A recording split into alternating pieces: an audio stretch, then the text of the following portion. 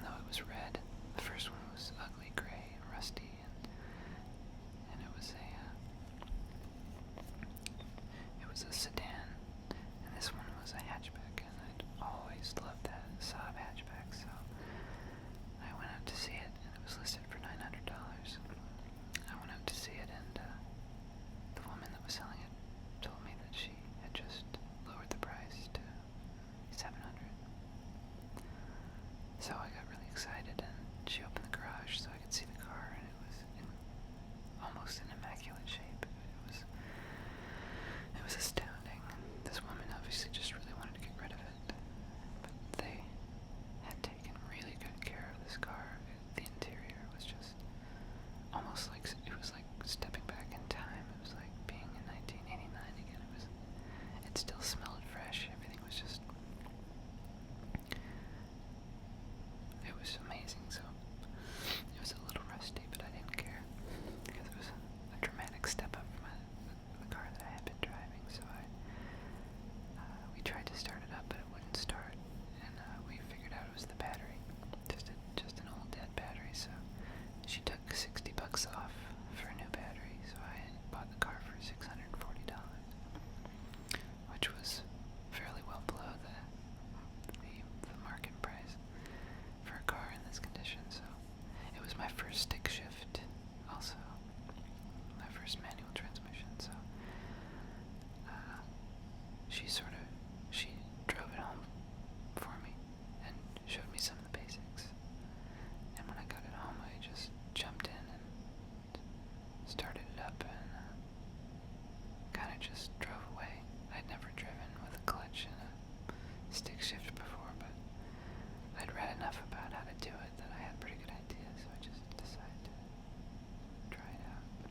So I drove to the end of my street, didn't stall, and I got pretty excited, but then I didn't really know what to do because I was at the bottom of a very large hill at an intersection.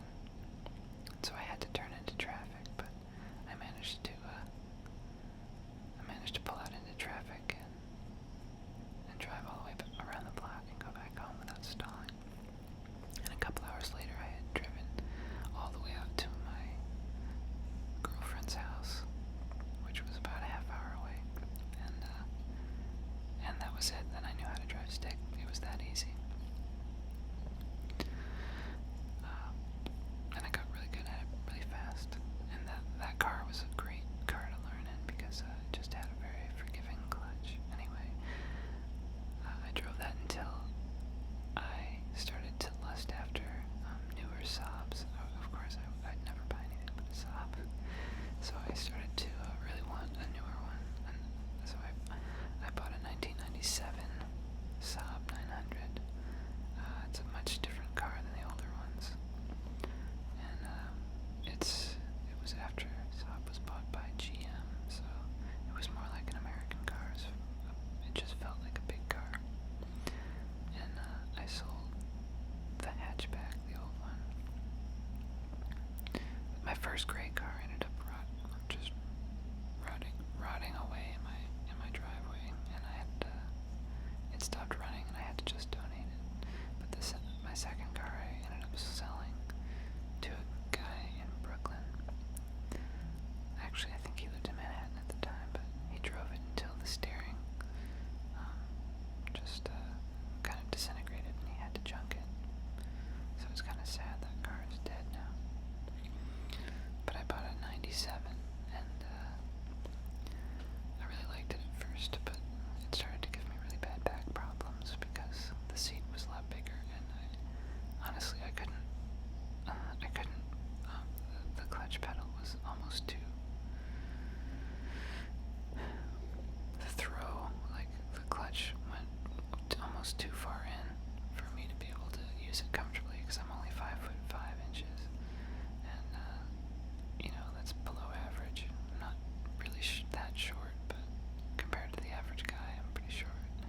So I think I had to overextend my leg, and it started to really hurt my back. So, and plus I kind of didn't really like the newer Saab very much.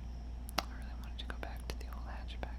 I'll make another video sometime, but all the things I like about old Saab 900s. I mean, I could just go on and on. I love them. They're just amazing little cars. I'm not really into cars. I just really like these cars because they're interesting, they're quirky, and they have a personality. So I just bought